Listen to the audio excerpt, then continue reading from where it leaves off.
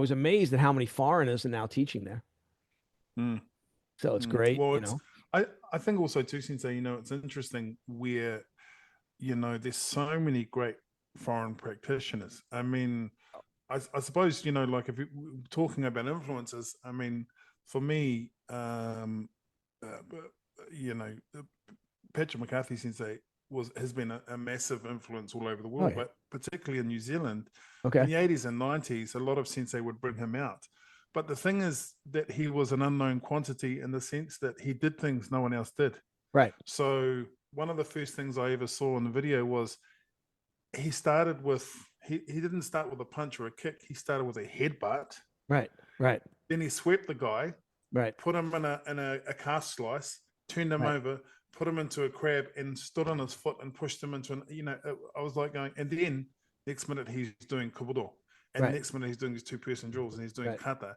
So Right. I'm going, I don't know what that is, but I want to do that. And he was so different, and I think that what the interesting thing too is you can't argue with you've earned the right to have your opinion in the sense that because of your pedigree and who you've trained with and how you've done your training, I think people like you and him and some of these other sensei have have the right to the opinion. I think the problem is when people have done maybe they're Shodan Nidan and or at a somewhat junior level, and I count myself amongst that we haven't trained long enough to really have an opinion, or I would focus more on my own training rather than going, oh, Okinawan karate is this and Okinawan karate needs to do that. I think Well, that it just it's a fine line. well, McCarthy, you have a couple of factors. One is physically a gifted guy.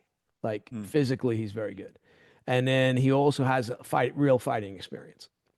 And when you have real fighting experience, and you have a sensei show you a technique that is complete nonsense. mm, Okay, right. And again, I had a lot of that going on when I was coming up, right? Again, when you're 15 and they show you a fighting application for moving the kata, you don't know any better. You go, okay, right? mm, But then I become a cop and now I'm starting to get into fights, a lot of fights, okay? mm, Um, and I'm realizing, okay, like that's nonsense, right?